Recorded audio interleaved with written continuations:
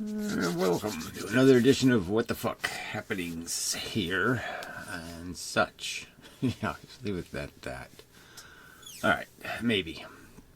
So, today's subjects will be kind of a robot-to-robot conversation, just about the simple logic of our circumstance and a simple explanation about why you're being stupid if you think there's some reason to leave the current conditions the way they are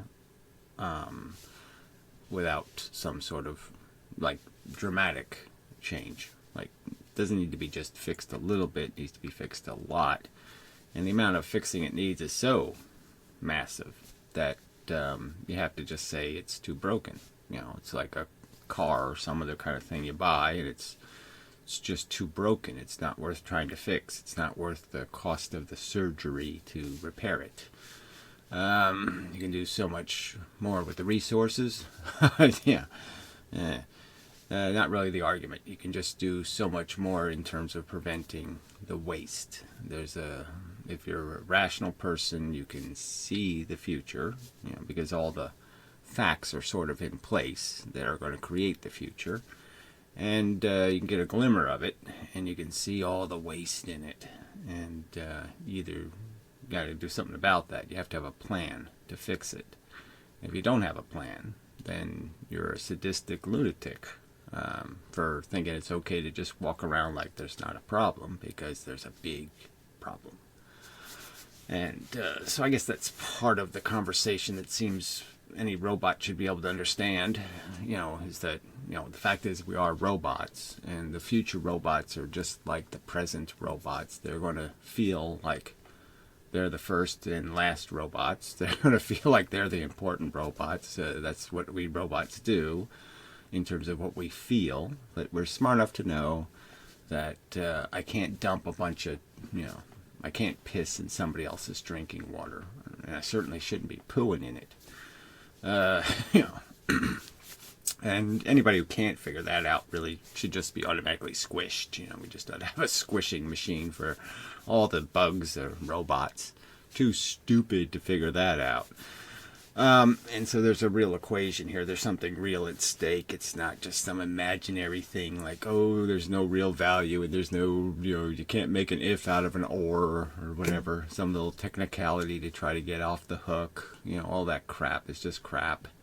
The fact is, what we do and how we perform our robotic function will be the nest the future has to hatch in. And there's just no getting around it. And so you can't just sit there and pretend, you know, if you're a bird, you can't go walking around just saying, nests are an illusion. You know, I don't have to worry about any of that crap. It's not my job. Where is it written in a stone somewhere that I have to do any of that shit? You know, that's just bullshit. And, you know, if you're not willing to concede those little minimums, you're just insane. You know, psychotic, so broken. As a robot, you don't know your beep boop from your bap boop. You know, you can't figure out, you know, whether you're coming or going. You don't know which way is forward and backward. You're just a piece of shit as a robot. You're not functioning. You know, within any kind of acceptable parameters of robot function, you know, kind of thing.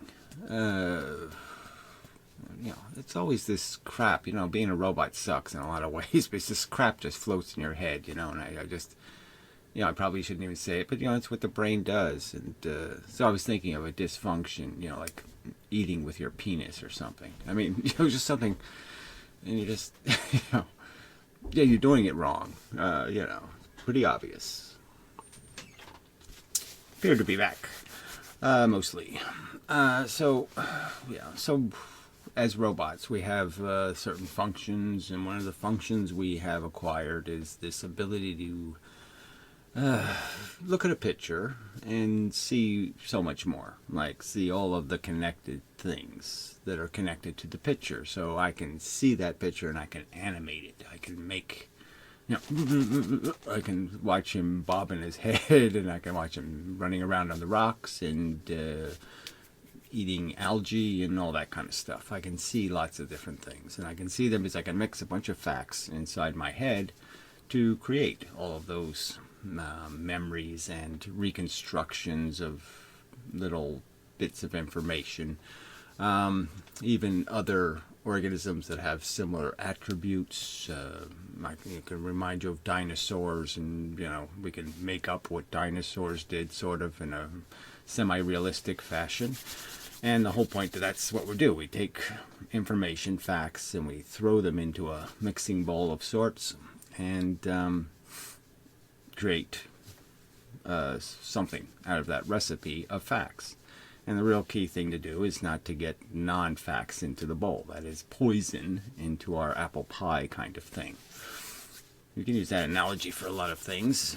Just a connection. See, my brain makes it just says, well, wait, don't you want to use the poison apple analogy for how life has got too much suffering in it, so the pie is poisoned by the too much suffering? And we ought to just concede it's just too expensive, too much poison, not edible.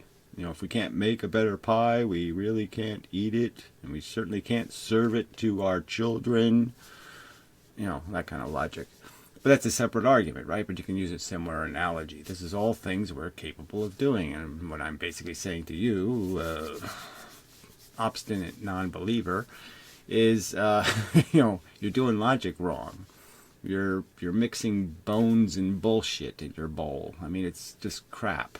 You have artifacts of, you know, whatever, religion and silly notions of the truth.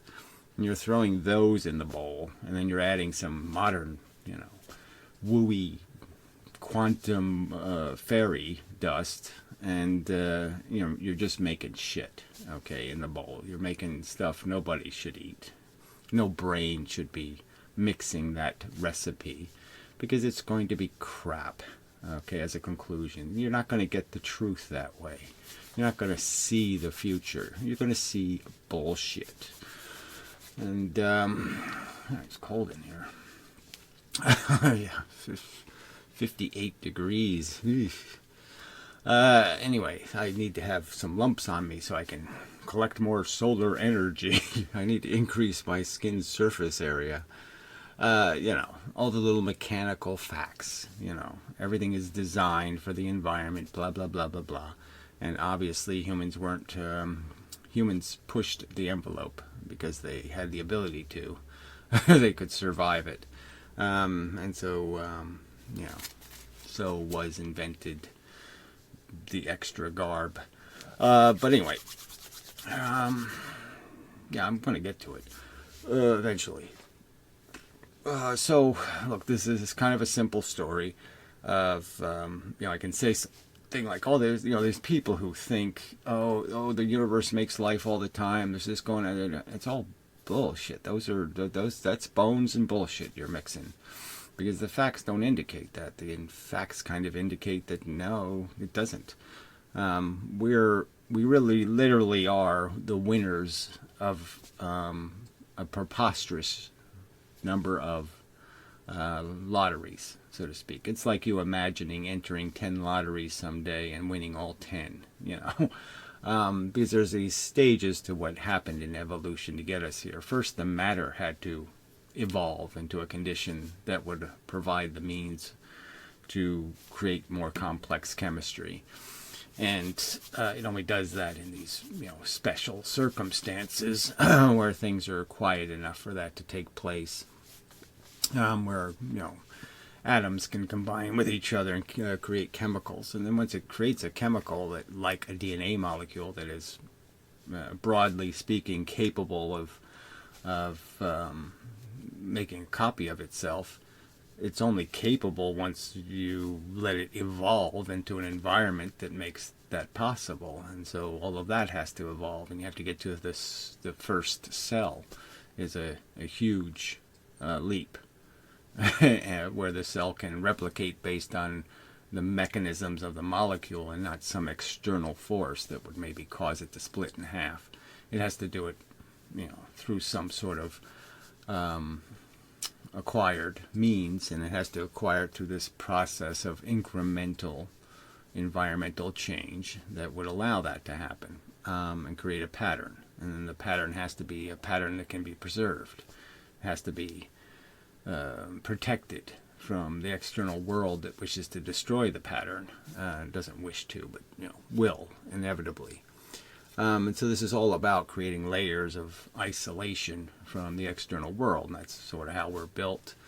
Quite obviously, I think, certainly how it's built, is to function by creating patterns, preserving them, protecting them from disruption by the universe's actions.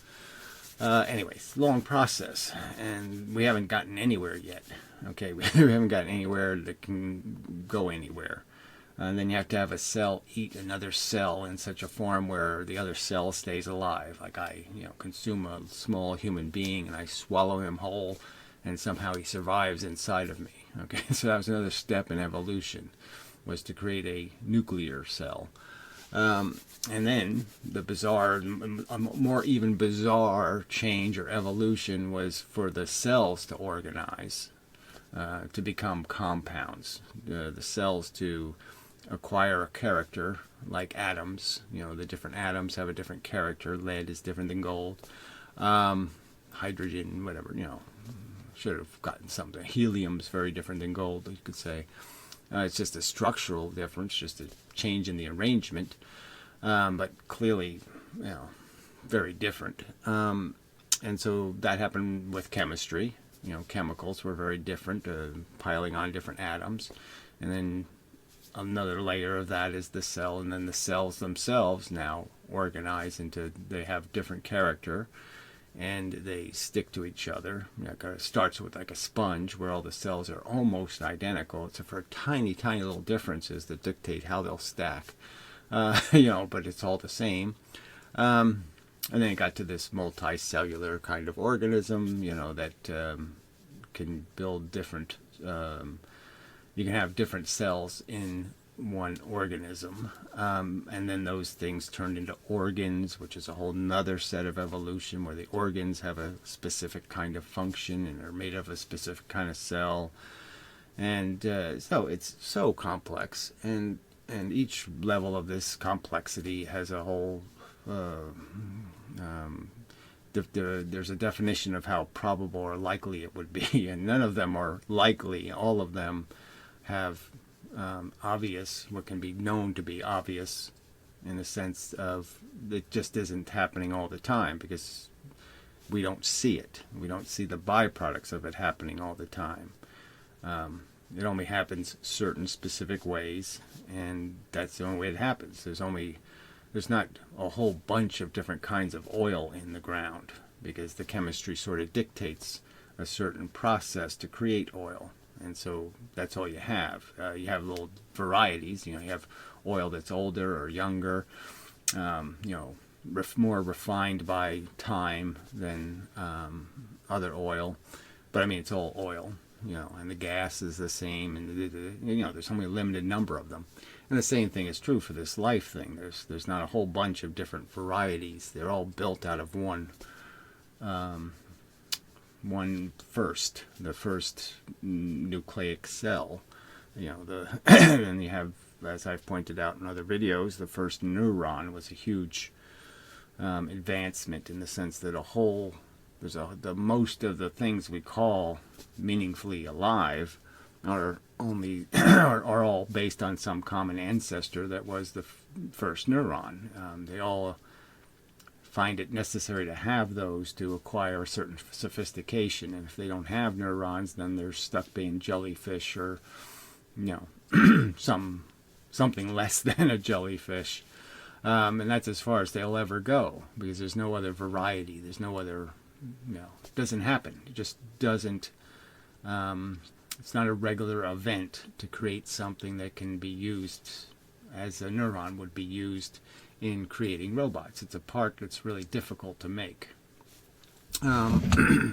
So we don't have it, just like we generally don't have some other way to make computers, out of peanut butter and jelly. You don't have a peanut butter and jelly based computer. Chemistry requires specific attributes to be piled onto each other, and it's much more complicated than just stacking the A, B, C block and saying there, evolution's complete. To get the complex things, it's a very complex arrangement of the letters, and it's very demanding in terms of the very specific accidents of destiny, or however you want to, the inevitability plays out. But it's just not something that's happens all the time or any time at all.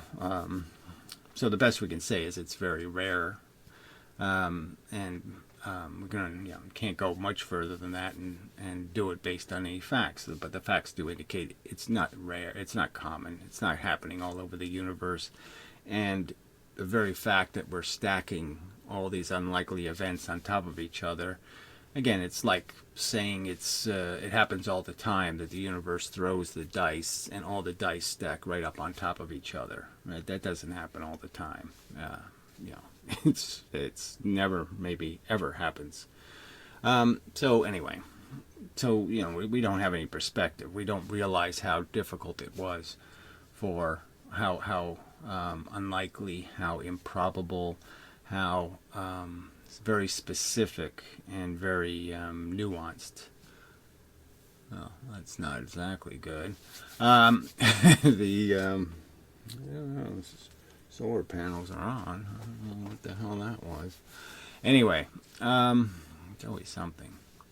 But that's the kind of thing, right? You have these little fluky events that happen, and you have to have 2 or 3 of them at the same time, or 5 or 10 of them, or 20 or 30 very unlikely events happening at the same time for most of what we're made out of. A huge number of the processes we're dependent on to be doing this me robot thing are dependent on these incredibly unlikely events. And with all our technology, we can't duplicate the recipe, the circumstance, to any real efficiency. We can't make a living thing, even in the rudimentary form. And the best we can do is just, what's easy to do. In terms of, we can splice some genes now and do things like that, but obviously that's not a natural process. We're cheating because we're using our intelligence to make the improbable happen. So, I don't know if I really wanted to go there, but I'm just saying that, look, you can put the facts together and understand the context of our existence, understand its crude origins, that there is a very crude mechanism, natural selection, that's in control of what is going to happen, or did happen, and that crude mechanism has no capacity to do anything like we are doing it. It can't have any perspective. It can't understand any context. It's just saying that what's possible is possible. It's basically saying what's inevitable is inevitable, and that's just the way it is, because the universe is a mechanical system. It doesn't have any judgment. It doesn't have any, I know it's better you turn right than turn left kind of thing. It doesn't have any capacity to recognize whether it's making a mistake or not. It's the simple truth. Whether what it's doing is a good thing. It doesn't have any way to measure how much pain it causes for how much gain. It can't do any of those equations because it can't glean any facts, store them somewhere, mix them together, and understand that what they're doing is evil. So I could give analogies, right? I could say, most rational people, if there was a little machine you could build, and the machine could create 2 things. It could create the real idea of the sensation of pleasure or relief, comfort, feeling. Or the machine, if you crank it the wrong way, creates pain and suffering and misery. Horrible pain, suffering, and misery. Now, if you want to do a Flintstones thing and put a real little animal in the box, that's okay, for the analogy. So like Schrodinger's cat or something, you put a little cat in the box, and you can turn the wheel one way, and it feeds the cat and pets the cat, and the cat's very comfortable. You turn the wheel the other way, it starts drilling holes in its eyeball. You obviously wouldn't give the box to a kid and say, here, play with the box. You'd say, no, It's serious. This is something serious going on. You have to do this right. You have to understand the rules. You have to understand what you're doing, what the implications are. And even if you explained it to a kid, you still wouldn't let a kid do it, right? Because kids are unreliable. They get notions in their head that are just silly and stupid. And they might see some reason to crank the handle the wrong way. Or they might just out of negligence crank the handle the wrong way. And essentially that's what this conversation is about, is that you're saying you're competent to play with this box. This box that can cause torture and harm, and that you know what you're doing, and you know how to do it right. And I'm arguing that no, the fact is we can see in the world that there's no way to crank it. The box is dangerous, okay, and it's you can have the expectation that you're cranking it right, but the box is broken. There's no connection between what you think is good and what you want to have happen and what you hope and what you wish and what reality will be. There's a huge disconnect between those things, and nobody should be playing with this box. You don't have the competence, because there isn't any clear connection between turning it this way and having the cat comforted and turning it that way and having the cat tortured. There's no clear rules. There's no you can't predict what the box is doing. Okay, it doesn't. There's no good instructions. And there's every likelihood that you'll say, I intend not to harm the cat, but you're harming the cat. And that's a reason not to be playing with this box. Well, anyway, that's sort of a disconnect from the evolution argument, because I really didn't finish that one. Just the fact that once you get to these organisms that can do this, absorbing the environment and reacting to it. Now, the lizard can do that.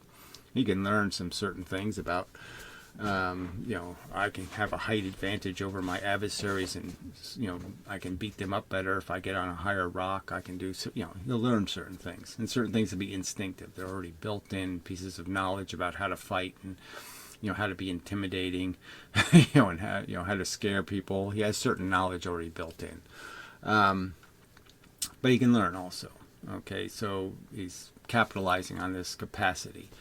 And he has these sense organs that are fairly good at smelling things out and seeing things and doing different ways of gleaning information and reacting to it. But most of his are still stuck being just reflexes. Reflexes he's born with, as in, from the day he hatches from the egg, he doesn't gain too much more information. Gains some, but not much. And humans have taken that mechanism, and the improvement, you could argue, is that they've sacrificed some senses.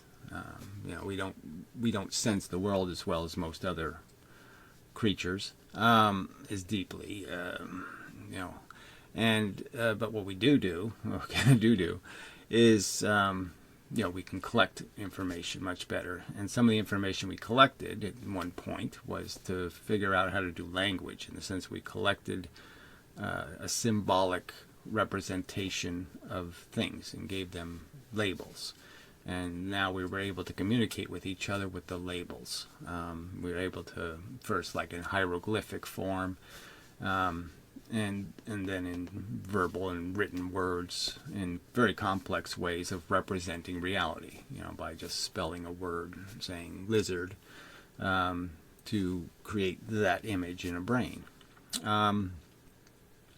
So now we can glean a lot more information than just what our eyes can see at any one moment. We can share with each other our experiences, therefore expanding our knowledge, because one person can do something, learn something, tell me about it, and I don't have to do it. I don't have to fall over the cliff to find out, what it's like to fall over the cliff. I can just ask the other asshole who did. This kind of thing. So we're so much more capable of seeing the world, because we can store the information in books, and we can learn and go to school and spend years, acquiring facts to mix, to understand, to come up with an understanding. And part of acquiring facts and going to school is learning about things like evolution and stuff that'll make it clear to you that God fables are, archaic science. Okay, it's really stupid. Astrology, all the bullshit is bullshit. You're now capable of seeing the difference between bullshit and facts.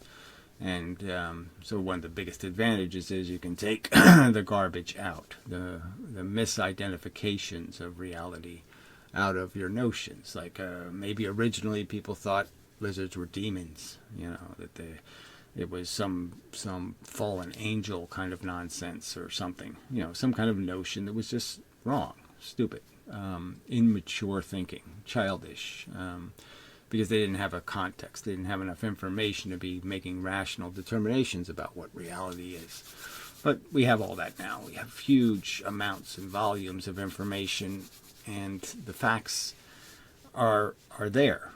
You can ignore them, you can deny them, but they're there, they're available. All these facts about these stages of evolution are all facts that have been gleaned by humanity, okay, by meticulously picking stuff up and looking at it and examining it and dissecting it. So we have lots and lots and lots, volumes and volumes of information about our function.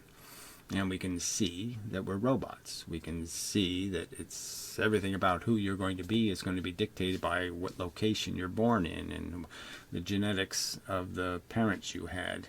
And what exactly you spent your youth doing, okay, being a lazy asshole, or, did you spend time enriching your skills, acquiring knowledge of music, or art, or science, and a lot of that's going to be, all of that will dictate who the hell you are as a person, what you've become. What did you do? What have you watched? What channels did you tune into? And all of that has affected you and who you are. And the most important part of it, though, apparently, I would argue, is how much bullshit radar did you acquire? How much ability to recognize the difference between good information and bad information, fact and fiction, and it's critical to the process, because most of these deluded, glib people really they don't have any competence. They haven't spent any time understanding the world they live in, gleaning real information. And if any aberration from that theme is usually just a liar. So that's the other part you have to... The unfortunate fact is that even smart people can not know that being a liar sucks. So there's lots of smart people who will still talk as if there needs to be a God, not because they believe in one, but because they think the human race needs one, and so they'll lie. And some of them do it obviously just to make themselves rich. So you can say that if most preachers of the gospel on planet Earth are preaching it because of the advantages they glean by having suckers follow their idiotic religions that they can be kings in. And that's the only reason why they talk any of this shit. Pope doesn't really believe in God. Come on. Anyway, it's just a game he's playing. It's a racket he's part of. Because he doesn't have enough integrity to know it sucks being a liar. And again, he thinks, he's using the excuse, humans will run amok if they don't believe in this silly, fake, idiotic fable. So anyway, that's not exactly where I wanted to go. So yeah, I haven't really started the video yet.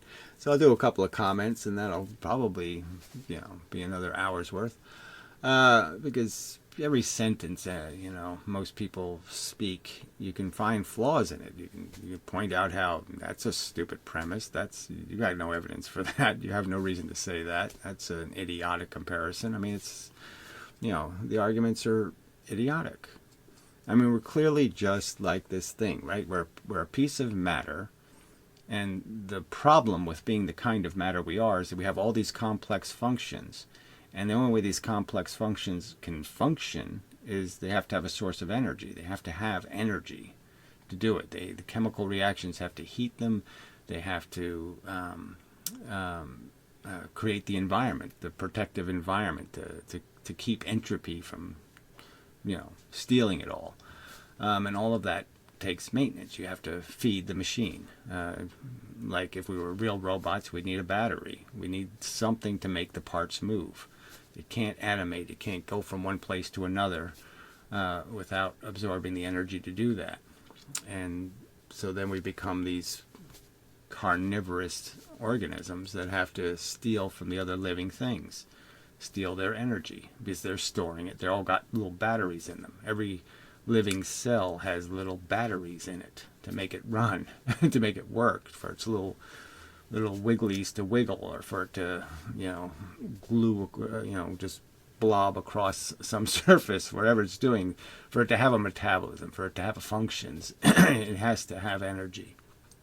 And so we're just stealing the easy to steal energy, and to preserve this form, to create more copies of this form by this rule of natural selection, or environmental selection, more precisely, I suppose, because there's nothing called a natural.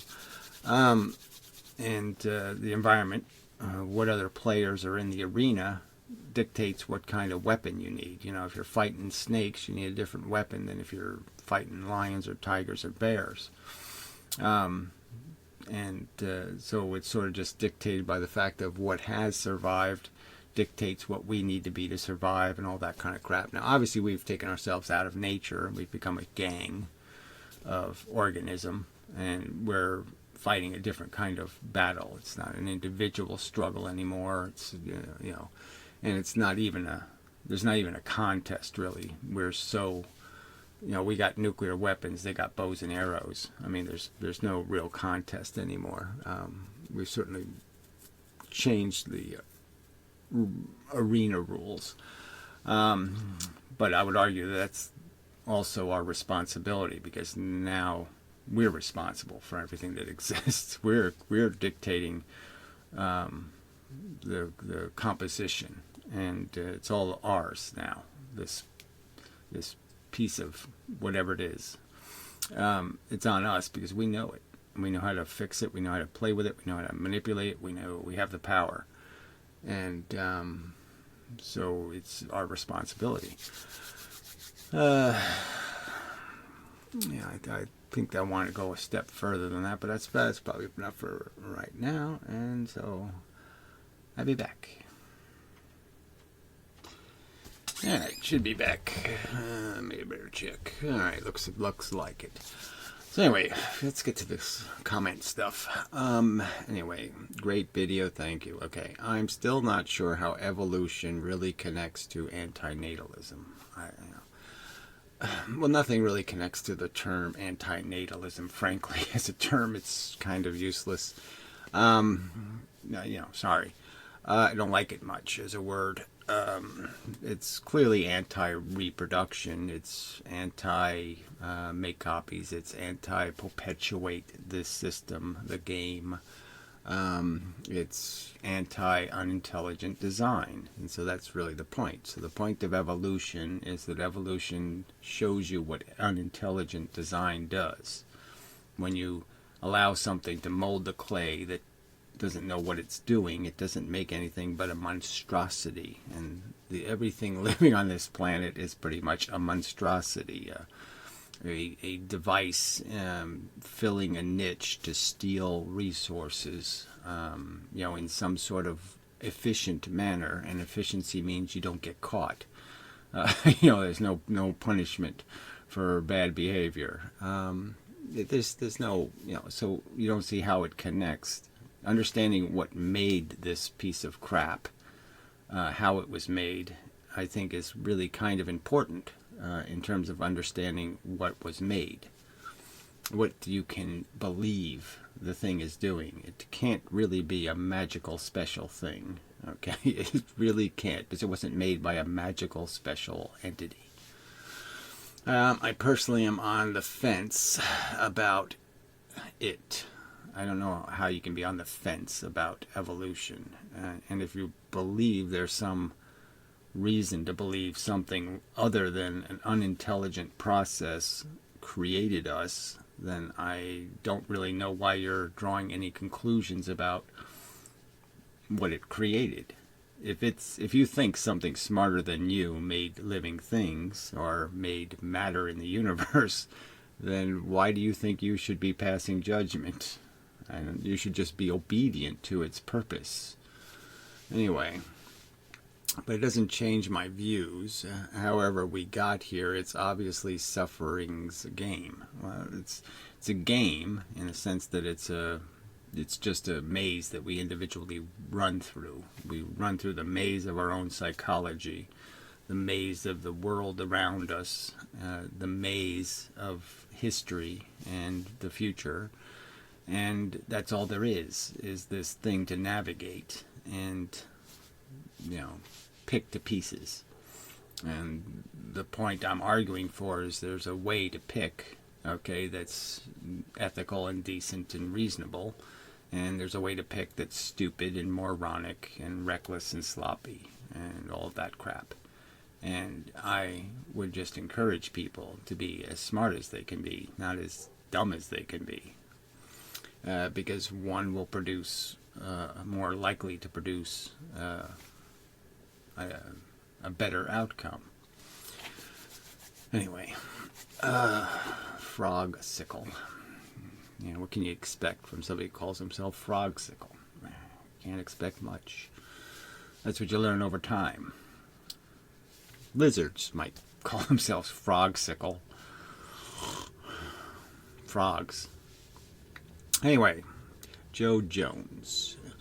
If somehow we could prove that there's no bigger purpose and an afterlife, well, I'm saying you can logically prove it. Okay, you can prove, just as you can prove that, somebody makes a silly claim. Bugs Bunny stole my scissors.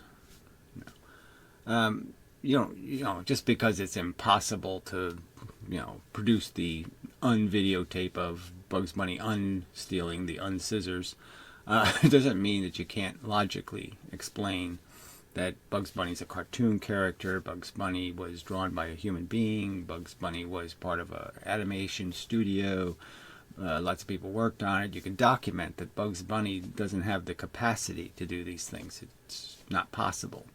That this battery isn't made out of, pick an element,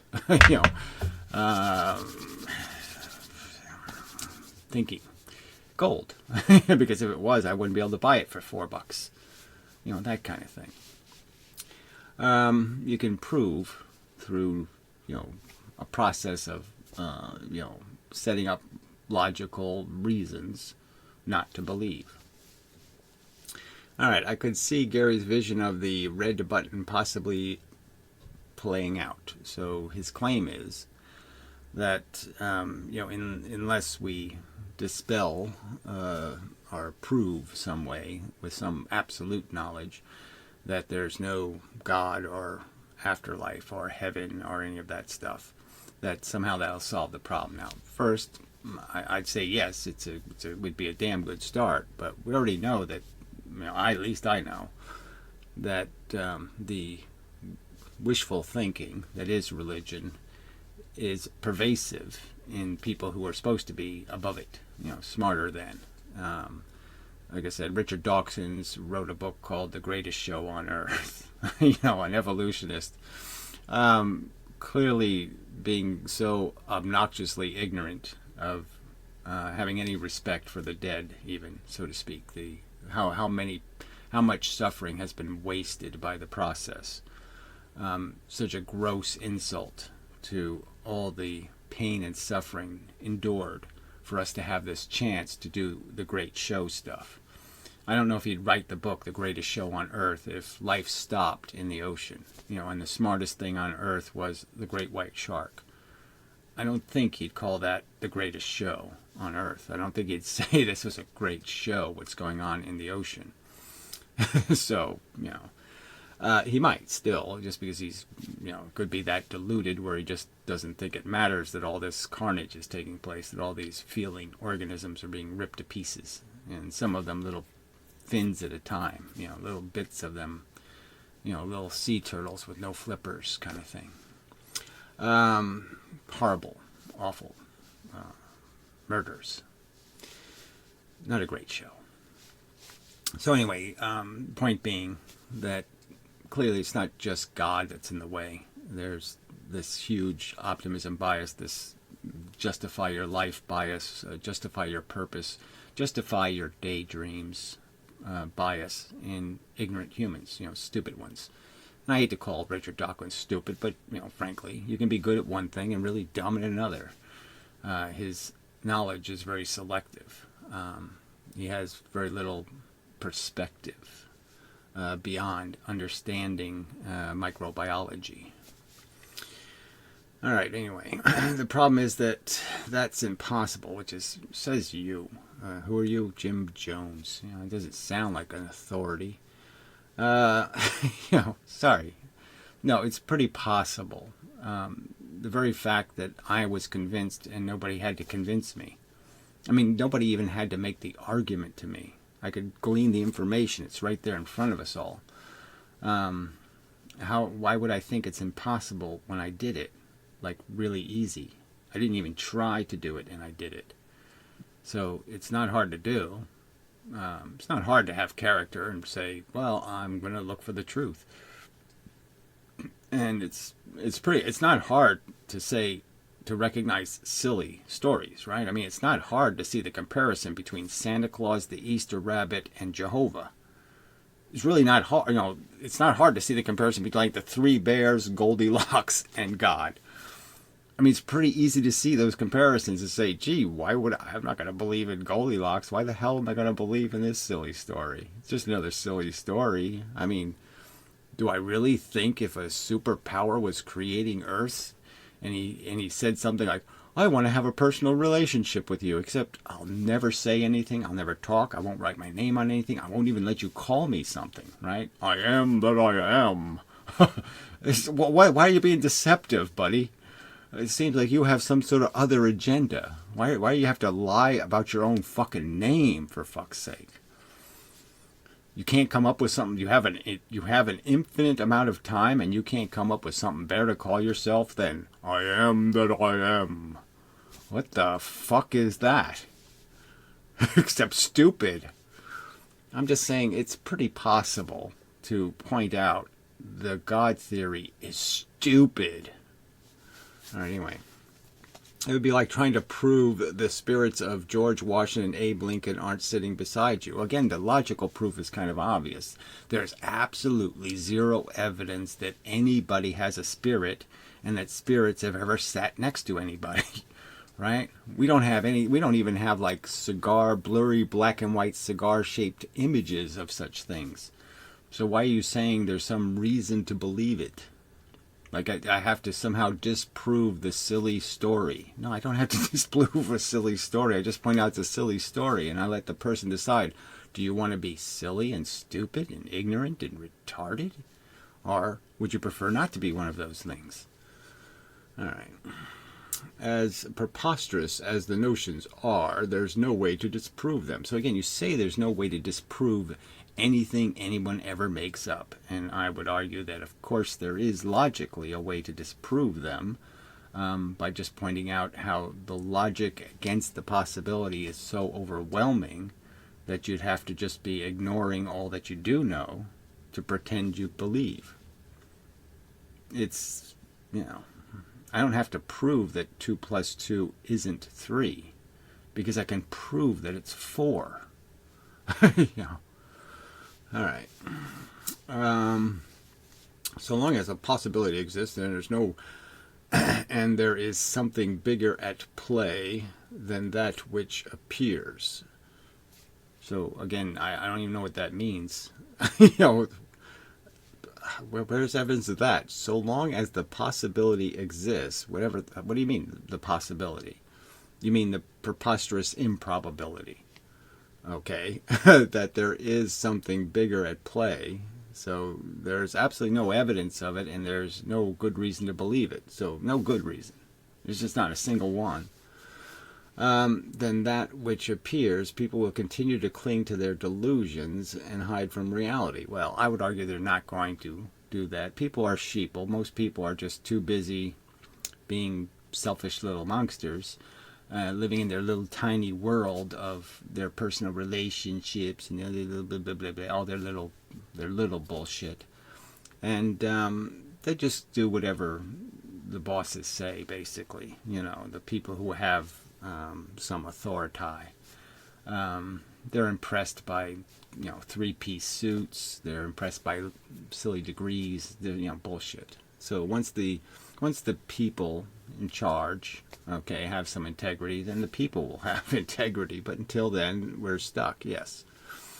As long as intelligent people act like assholes, then the ignorant people will. I mean, they're just going to mimic the ones who seem competent. The ones that have the money. They're just going to, well, he's rich, so he must have earned it. He must know what he's doing, so I'll just mimic him. And they don't realize to mimic him, you have to inherit the money. They're too stupid for that even.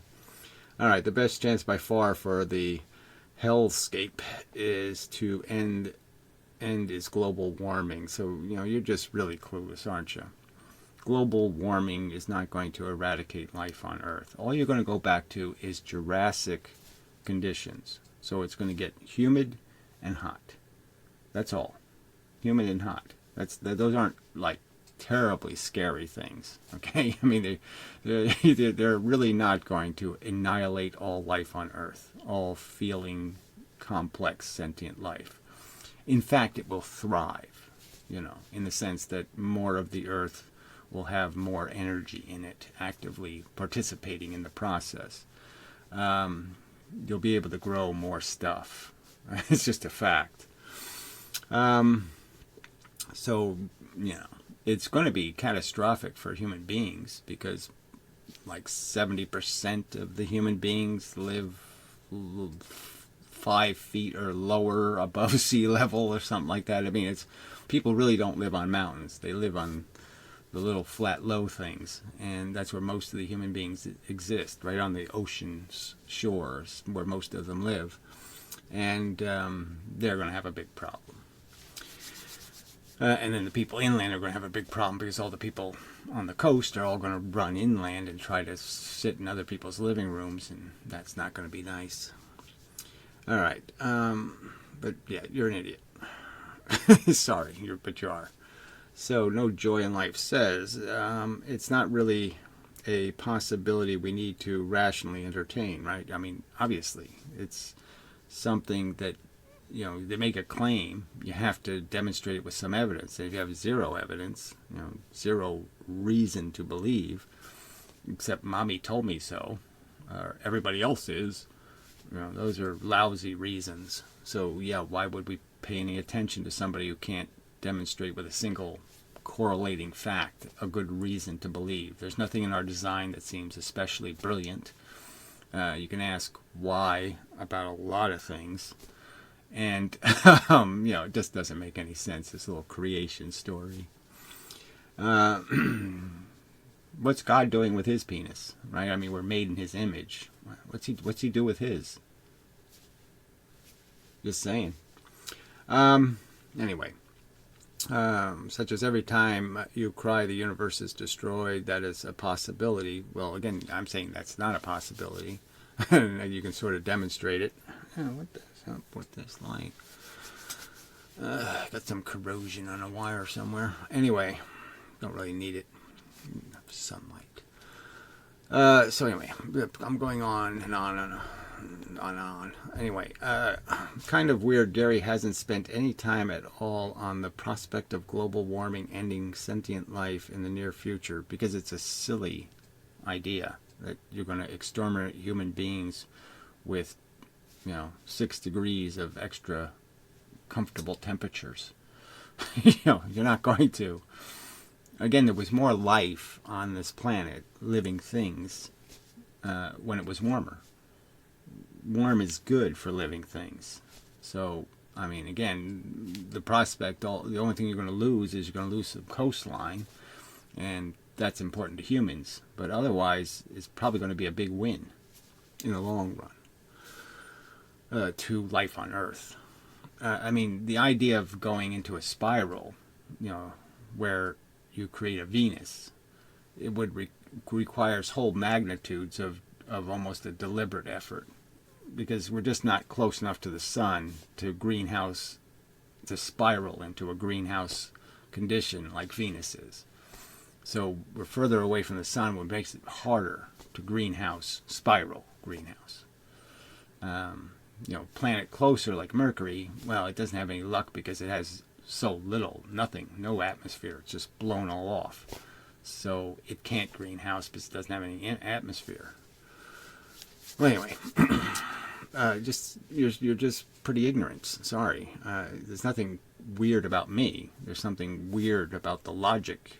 Where did you get this idea that global warming is going to fry all the human beings, or all the mammals, or all the neurons on Earth? Where did you get that notion from?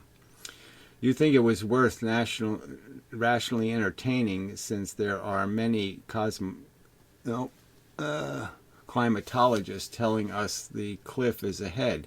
And no, I haven't seen. Go show me a climatologist who's saying all the living things on Earth are going to die. I haven't seen anybody saying that. That's just silly. The cliff is that a lot of people are going to suffer. So you could kill a couple of billion of them in the process, between the wars and all the other crap, maybe more, because it's going to be insanely expensive. Is ahead, and there's no brakes on the train. So again, so what? There never has been brakes on the train. The spoliation of environments is something humans have been doing for a long time, and they don't even care about doing this whole genocide thing. Do you think that life on Earth cares? It doesn't. So what? We kill some portion of the human race. So what? The portion that exists will still continue to make a mess. All right. Anyway, so the other comment, the rest of them, just pretend we don't see. Well, I don't know. Jerry Hall. Let's see. I think that was a stupid one. I can't think of anything more pointless than arguing for something that will never happen.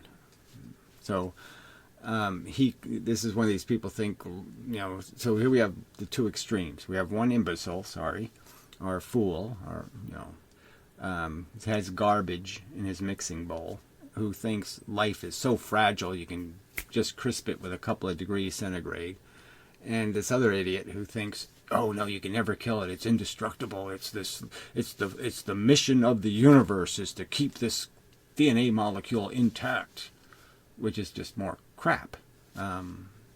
Again, the fact that you can spoil something, spoil it beyond livability, is just a fact. We have hunks of the ocean where, life can't exist in it because it's so toxic. It's not that hard to do. Anyway, humanity won't die out. Says you. That's your prediction. I think it's a silly prediction. Of course it will die out. And the only question is whether it does it sensibly or insensibly. At least not voluntarily. So he's saying that religion will never lose, and that rational thinking people who recognize this is a game we are not qualified to umpire. It's too out of control. Simple concession, simple reasonable recognition that we don't have any right, really, to ever impose this harm on these innocent victims who are just thrown here. We say, we know it's good for you. Well, at least it's good for me. Well, that's not good enough. Anyway, evolution is a force of nature. Well, evolution doesn't say what's possible to think. So he thinks our capacity to philosophize is a function of some programmed, evolutionary function. Evolution gave us the ability to think. It didn't tell you what to think, idiot. Hoping we disappear is like wishing gravity would cease or something. Well, even that isn't as stable as you might think it is.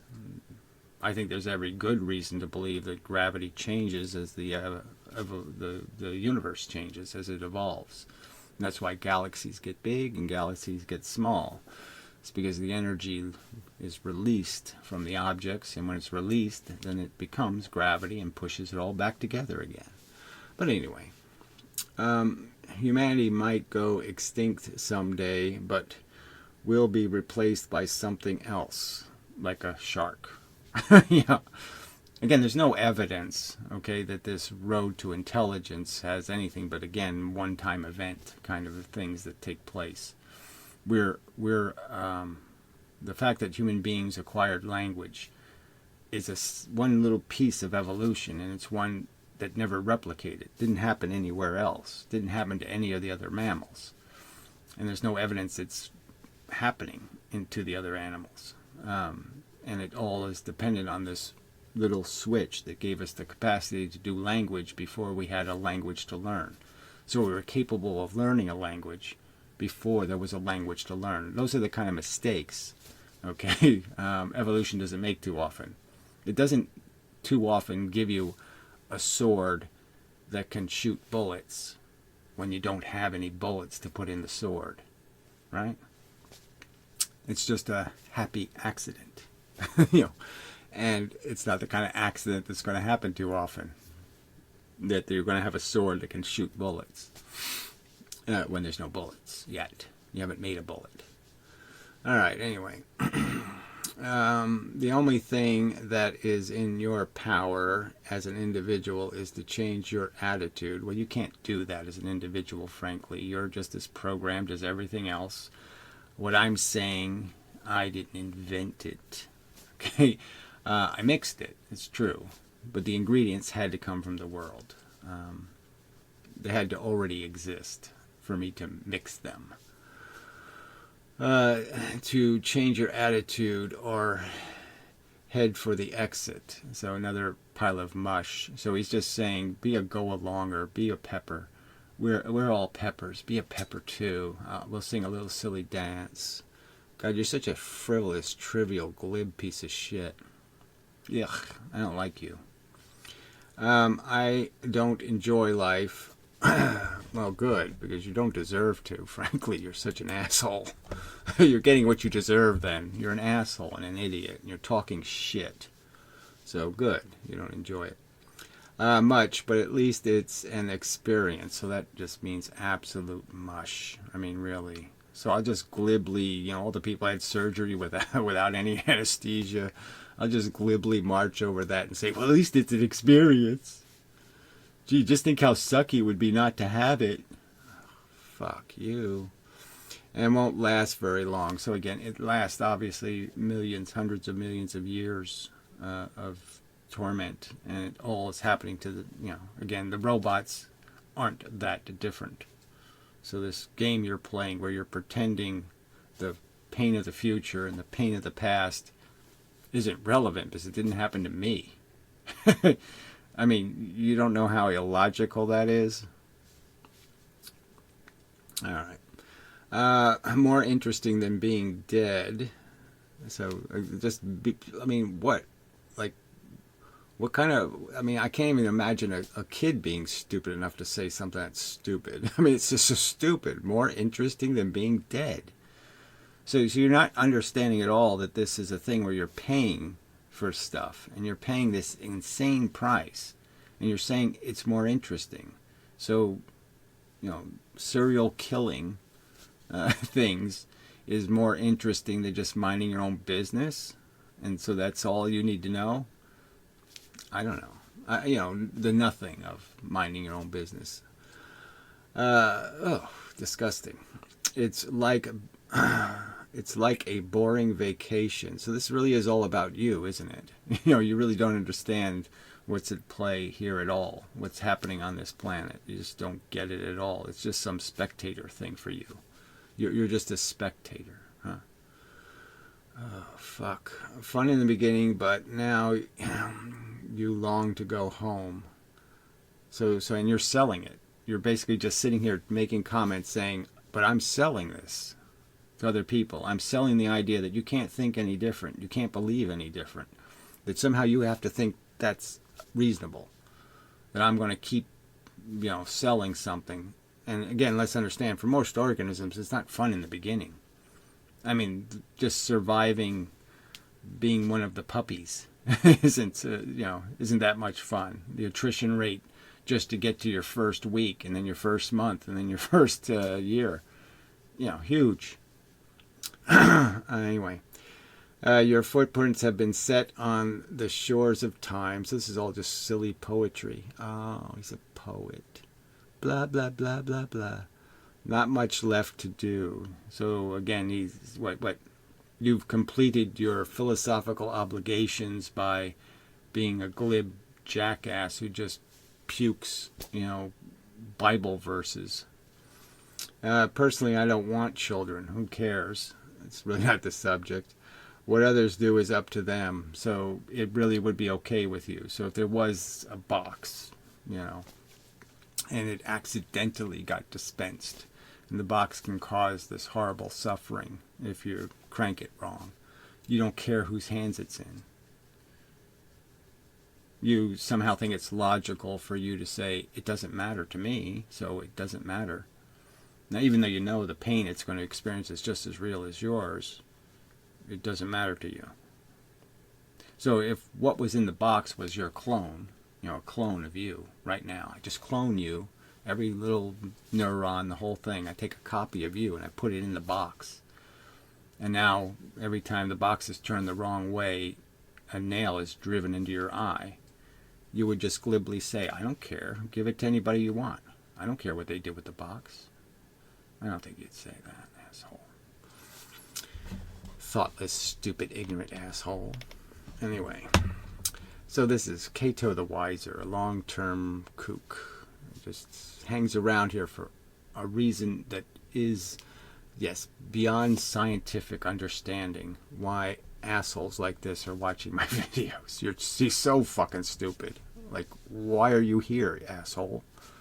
You're just too stupid.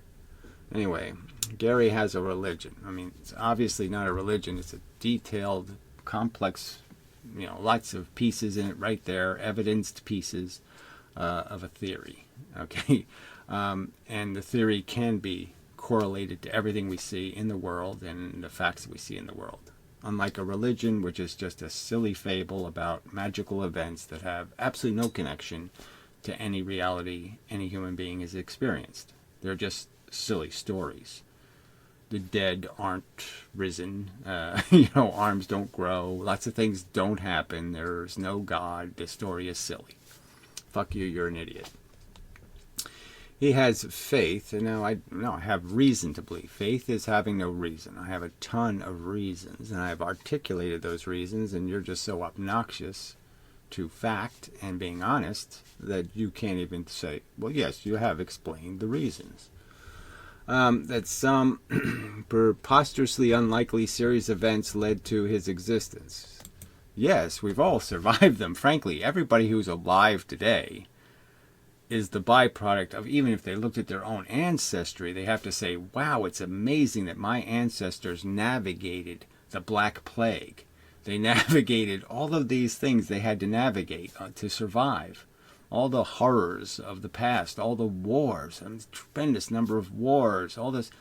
And somehow my little ancestors found a way to never be the asshole who's dead on the battlefield kind of thing. I mean, obviously some of those could have been fathers already, but I just mean that most of them, right, had to somehow navigate the world without being the sucker, the loser, the picking the short straw.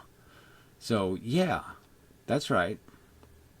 It's really incredible. But somebody had to win, asshole. Somebody was going to get lucky and somebody was going to be unlucky. Just the way it works. If it wasn't me, it'd be somebody else, and they would be saying the same thing. If they were intelligent, they'd be saying the same thing. Wow, it's really bizarre that I'm the byproduct of all these people who escaped payback, who somehow got a free ride. Anyway,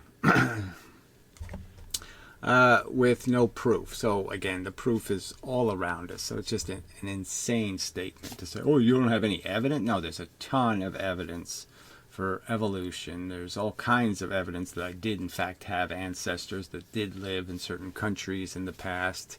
So you're just full of shit. Okay, that is a religion. I'm sorry. You haven't proven that with any You haven't you can't even quote me and then say that's dogmatic religious statement, okay? Because you don't have the guts to do that. All right, he admits even the neuron is hard to fathom. I never say those words, so again, it's not a quote. What I've said is it's clear a neuron doesn't happen. Just doesn't happen all the time. It's a special event that caused a cell to become electric and to be able to convey information from one end to the other end at the speed of light almost, very fast. And there's no other correlate to it. There's no other cell doing the same thing. But life itself from nothing is even more so. So again, it's not from nothing. It's a process of evolution. Now, you want me to say the universe itself? But again, so this person is so stupid, this guy. He's been around all these years, and he's too stupid to realize that his God doesn't answer the creation question. Saying a God created matter and energy is just fucktarded.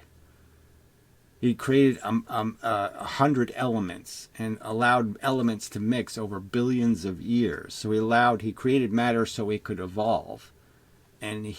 But he didn't have to evolve. The God just poofed with a penis all by himself. And you're saying that's a rational theory. I'm sorry, it's a retarded theory. I mean, you are fucking insanely stupid. All right, anyway. Anyway. He can't even say religion without kook. That's right. It's a synonymous concepts. You believe in garbage for no good reason. No logical good reason to believe. No evidence. Nothing. No good reason. That's all you can say. No connected facts. You're just throwing one fact in the bowl. God exists.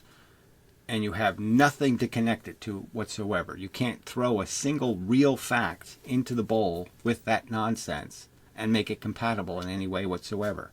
Not any of the real facts of the world fit with that silly statement. All right. Kook, but he has faith on his own. So again, he's just making assertions that are just lies. There's no faith part to my philosophy at all. It's all logically explained why I believe. The evidence is described. I mean, obviously I don't describe all the evidence for evolution because there's just so much of it. But it's clearly can be presented to you if you need it. If you want to access it, it's all over the place. All right, apparently there needs to be a videotape of Jesus walking on water. Well, there needs to be something, some evidence, right? You're saying that Jesus walked on water because some asshole says so. And it's written in some dopey book that doesn't read like a God wrote it. So this perfect intelligence that's existed forever can't write any better than the Bible, any more coherently. Fuck you. Let's see. Walking on. I mean, look. You really think Moses lived to be 900 years old? Oh, I mean, you're pathetic. But not some virtually impossible series of events. So what if they're virtually impossible? They're not actually impossible, right? So virtually just means it's so improbable. Well, yeah, you don't think really improbable events happen? They happen on Earth every fucking day. Insanely crazy coincidences happen to people every single day. Because it's just the law of the averages. Now and then you roll the dice and the two dice do land on top of each other. The rare events do happen. You don't understand the theory of rare events? I mean, that's fucking stupid. You can't understand rare events are they happen less often. Like some events happen a lot and some events don't. Like cups that stay in one piece and hold stuff, that happens a lot. Cup just falls apart, that doesn't happen that often, but it does happen. Every now and then the cup is manufactured poorly and it just sits there on the table and breaks in two. Happens. All right. A series of events that led to highly, highly what? Ought to be funny. Complex intelligent life.